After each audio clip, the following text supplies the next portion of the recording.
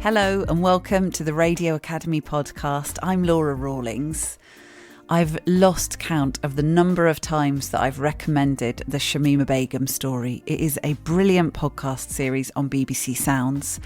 It's a deep dive into Shamima Begum, who ran away from London aged 15 to join ISIS. And I am so pleased that we're focusing on it today with Josh Baker, who's the series creator. Shamima gave her version of the story to Josh, and he's been investigating what's been said and what hasn't in forensic detail. Here's a snippet from episode 1. Okay, so take me through the day you leave. I woke up early in the morning, really early, like maybe 5-6 o'clock, because our flight left at like 12 o'clock. We just wanted to be there early. I had to make an excuse as to why I was going. It was during the holiday, so I was just like, I have extra classes that I need to go to because I had my GCSEs coming up and my mum believed me. She walked me to the bus stop. I just stood there with her, just being quiet and stuff. She was just staring at me and not saying anything. I just said bye to her and I got on the bus and I left. And I feel really guilty, obviously, not giving her a better goodbye, knowing that I would probably never see her again. Shamima Begum is a very divisive figure in British society. Most adults have an opinion on her, and many journalists want to interview her. How do you tell a story like this and investigate the claims, especially when it involves going to hostile environments where the personal risks are huge? Why would you? Here's Josh. Go back to 2015. I'm in East London Mosque making a film not related to this series, and it becomes apparent that 3 girls from the local community have gone missing. Now, one of those girls is a lady called Shamima Begum, and she and her 2 friends had basically fled London, were on their way to join ISIS in Syria, and essentially would then disappear for 4 years before one of them, Shamima Begum, emerged from the ashes of the so-called ISIS caliphate. At that point, the British government decided she was a threat, took away her citizenship, and have left her in Syria ever since. And so this was a national news story from the moment it sort of broke, and people were trying to work out what was going on. And I sort of found myself in 2015 having this sort of bizarre front row seat, because the mosque became a focal point for her family, for the local community, and indeed for the authorities. And I was sort of right there witnessing it all. And I followed the story for a bit and then stopped. And then 7 years later, I was in Syria for series 1 of the podcast. And I got a chance to sit down with Shamima Begum, and we talked for about 45 minutes. And then she decided to give me what she said was her definitive account of the last 8-9 years, so to speak.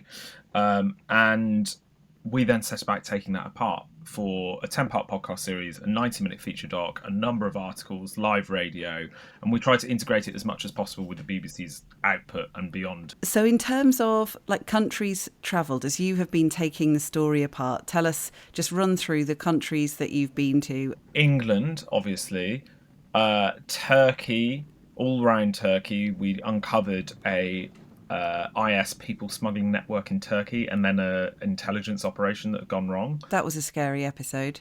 Yeah, it was interesting. And then an awful lot of time in Syria, northeast Syria, a bunch of time in Raqqa, the former capital of the so-called ISIS caliphate. We hired a flat there and lived there for a bit. Iraq, France, Germany. I think that's it. Yeah, wow. And in terms of the numbers of people working with you on this, can you give us a sense of that? I appreciate it will have gone up and down at different stages in the process, but... Yeah, I mean, so it massively changes depending on where we are and what we're doing. So if we're in sort of Syria, for example, there's myself, my fellow co-writer Joe Kent, and our producer Sarah Abadat, who is Jordanian and is an investigative journalist as well. So the 3 of us are sort of the core team, if you will. Mm-hmm. And then it sort of grows if we have local staff with us, local producers, drivers. I tend to shoot everything myself. So that's one less role. I think the thing is it depends. So if I'm working in a hostile environment or a war zone, I want the smallest crew possible. So that's when I take on more roles, because I want the smallest footprint. I want us to blend in. I want less people at risk. But then if I'm working in somewhere like Turkey, we could get somebody else in to do the filming. So it depends on the environment and the tools that you need, basically. How did you get to the position where Shamima Begum would talk to you and want to give you her definitive story? And did you feel excited that you had landed one of the biggest stories that lots of people have an opinion on? Excited possibly, but also in a way I felt like, perhaps arrogantly, because I had been there at the beginning, because I had followed it, because I had filmed with the families, because I had written about it, because I had spent so much time of my professional career understanding ISIS and extremism, and had that historical context, I possibly felt like I was one of the best people to take it on. Now, a lot of people will disagree with that, but I felt very well placed. I suppose when I obtained the interview, I felt slightly daunted by the task at hand, because just because you've got the interview, and we sort of had to remind some people of this in the BBC, it doesn't mean you have the story, because you don't know if anything she said is true. So sort of that was just the first stepping stone in what will become a multi-year experience. In terms of obtaining the interview, this is quite a funny thing. Obviously, this is a hugely competitive story. Yeah. And, certain sects of the press decided that I must have paid her, or I must have coerced her in some way, which would, and essentially the Americans would call it being material support for terrorism. You'd be funding terrorism because she's designated, recognised as a terrorist. And actually, how that came about was Shamima Begum being aware of some of the previous work we'd done. Shamima Begum being aware that I'd recorded an interview I'd recorded a phone call between her best friend and a family member. The best friend had called from Raqqa, and that tape was very important to her because it was the last piece of audio of her friend who died. But more than anything, it came about because of my time in the NGO sector. So before I worked as a journalist, I used to work I worked a bit for Save the Children, other charities, but I also worked for charities similar to Samaritans. Mm-hmm. And all this is to say is that there's a very strict consent process you go through before you interview anyone in those worlds, and I tend to apply that in my work. So in essence, what I did is I really sat and talked with Shamima for about 45 minutes, no recording equipment, about what this would look like, how far-reaching it would be, whether it was the right thing for her to do, and then also try to explain that I will not always agree with her, but I will always be fair and factual. And I sort of come at this at the prism from myself of having been blown up by ISIS, having spent years speaking to survivors of their crimes. I have friends of friends who were sadly decapitated in those videos. So I'm not blind to their brutality, but I do believe in following the facts and being fair. So given what you've just said about your, being blown up by ISIS and what's happened to friends, is that why you want to do more stories covering ISIS? Is that why you wanted to cover this story? I suppose I have always been interested in extremism and conflict, and in various forms. But I think, I was coming up as a journalist at a time when ISIS was the big story.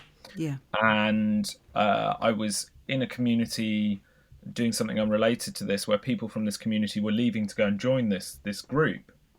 And so I sort of was exposed to it in a way that I'd not really ever imagined you would be as a journalist. And then you start to travel to the region and work in these areas and things like that, and sort of see the impact. And it just became an all-consuming interest, because what was interesting to me about ISIS is, unlike any previous terror group, really, they had formulated a state the size of Britain, right, spanning Iraq and Syria. So they had created something which had this air of legitimacy, and then they'd created an awesome propaganda machine which was selling a message. And I became so fascinated, less in terms of the bang bang or anything like that and the shooting and the violence, more of the ideology behind the creation of this state and wanting to understand it. What's it been like inhabiting what I think is a really dark space for this period of time? Do you know, I used to say I'm really good at mental health, but what's interesting is, so I last had a holiday in 2017, and that was just after I was blown up. So if you think from sort of from the middle of 2017 onwards, I have worked pretty much non-stop on the I'm Not a Monster series. And so series 1 was, we used to joke that there was probably no form of evil that wasn't covered in the series. I mean, it was obscene. And then sort of finished that, and then series 2 came about with Shamima Begum. And I think my reserves were pretty depleted going into it.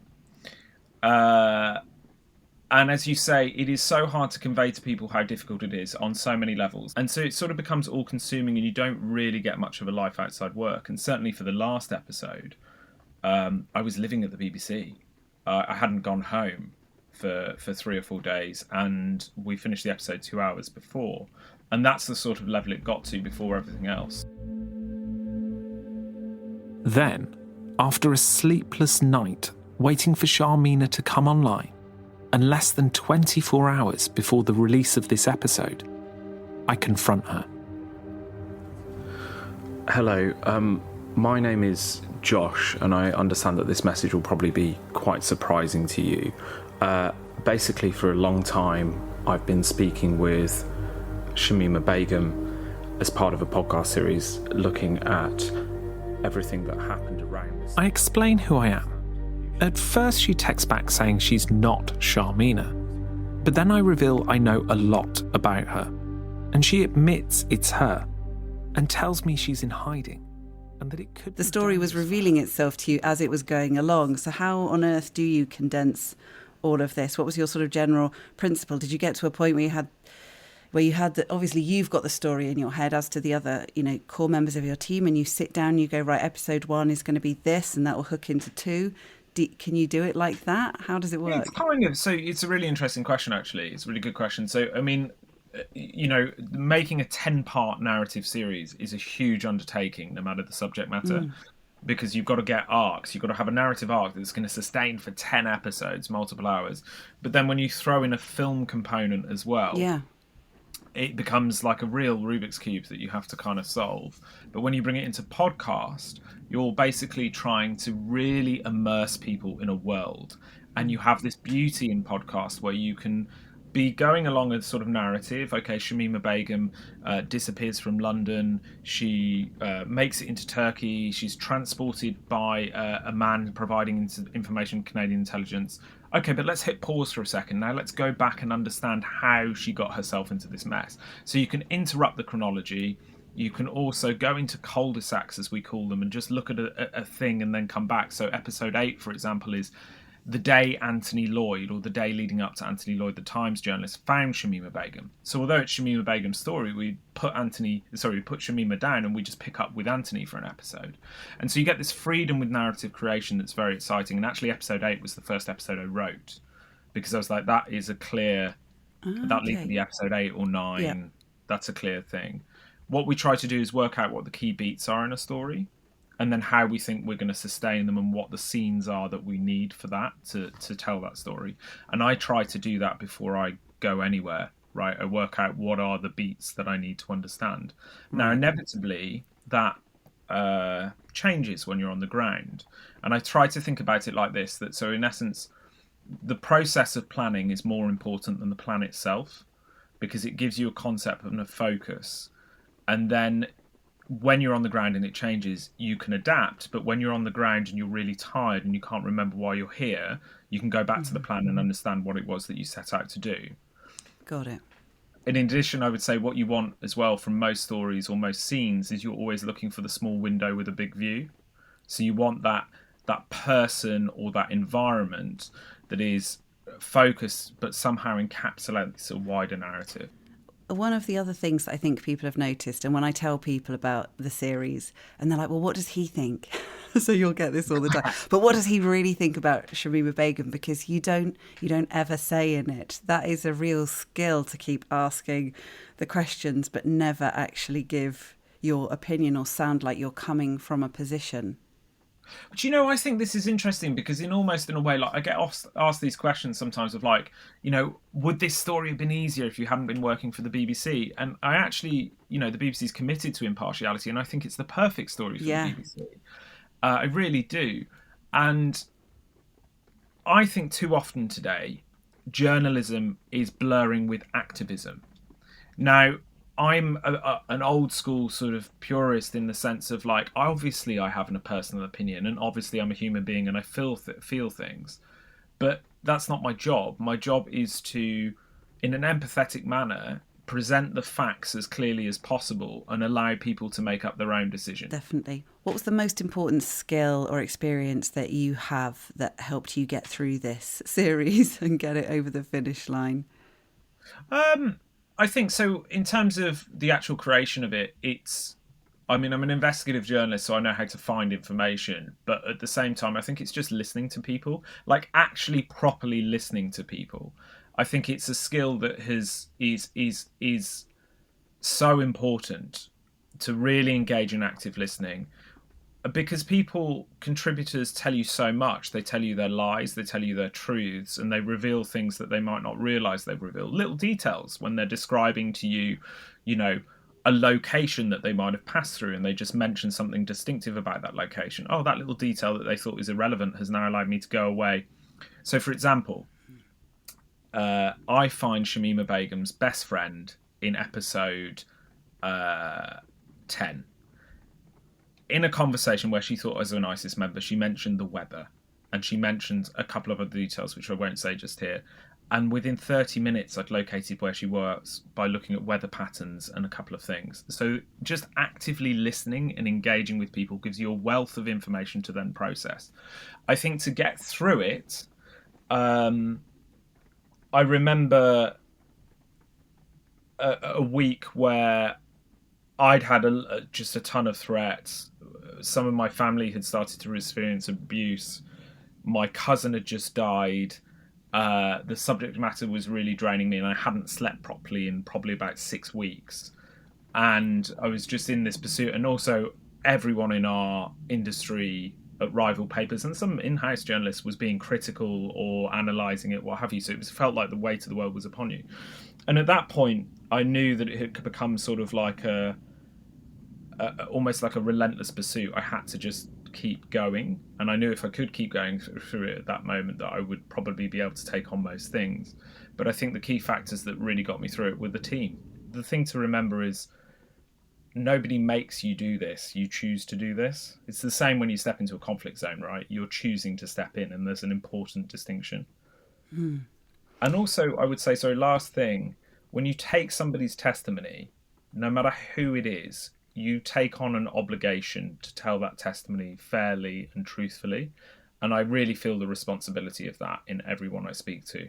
Even if it's a guy at the side of the road who just has a little slither of information, I think you take on a responsibility, and that can be used as a really good motivator at times. What do you feel about it now and the impact that it's had? We always knew it would get a lot of attention. I think none of us understood how much. I mean, we've done more than 60 or 70 interviews.